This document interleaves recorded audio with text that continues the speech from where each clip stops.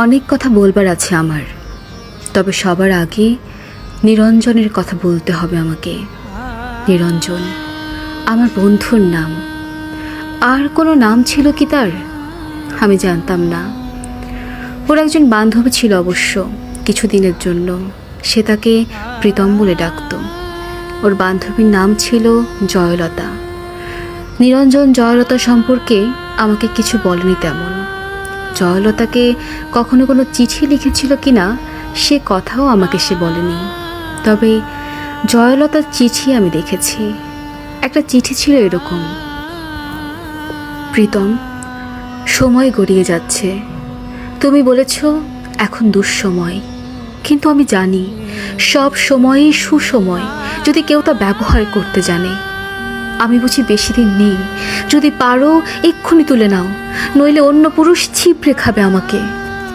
আমার ঘরে সিগারেট টানতে টানতে নিরঞ্জন চিঠিটা চুপ করে এগিয়ে দিয়ে বলেছিল, বিভু, চিঠিটা পড়ুন। আমি প্রথমে পড়তে চাইনি, পরে ওইটুকু পড়ে তার দিকে তাকিয়েছিলাম। না, ওই সিগারেটের ধোঁয়ায় আমি কোনো নারী প্রেমতাড়িত মানুষের ছায়া দেখিনি। ভয়ানক নির্বিকার। কিছু বলছেন না যে? আমি জিজ্ঞেস করেছিলাম। কি বলবো? এই ব্যাপারে? কোন ব্যাপারে? এই যে জয়লতা? বাদ দিন। আমি বাদ দিয়েছিলাম। নিরঞ্জন আমার ঘরে বসে অনেকক্ষণ সিগারেট টেনে টেনে ঘরটাকে অন্ধকার করে চলে গিয়েছিল সেদিন। জয়লতার সঙ্গে অন্য পুরুষের বিয়ে হয়েছিল। আমি জয়লতা এবং অন্য পুরুষটিকে দেখেছি বহুবার বিশ্ববিদ্যালয়ে। জয়লতা আরও দেমাগী, আরও সুন্দরী হয়ে উঠেছিল।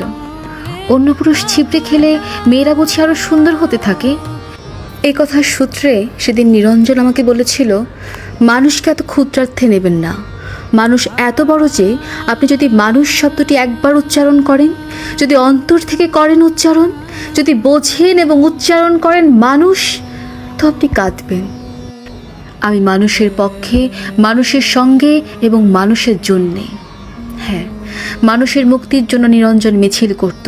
আমি শুনেছি নিরঞ্জন বলছে, তুমি দুষ্কৃতী মারো, গেরিলা তামিল মারো, এভাবে যেখানে যাকেই মারো না কেন, ইতিহাস লিখবে যে এত মানুষই মরেছে। বড়ই করুণ এবং বড়ই দুঃখজনক। শক্তির সপক্ষে তুমি যারই মৃত্যু উল্লেখ করে উল্লাস করো না কেন, মনে রেখো মানুষই মরেছে। এই ভয়ঙ্কর সত্য কথা নিরঞ্জন বলেছিল। মিছিলে হাত উঠিয়ে বলেছিল, এভাবে মানুষকে মারা চলবে না, মানুষকে বাঁচতে দাও।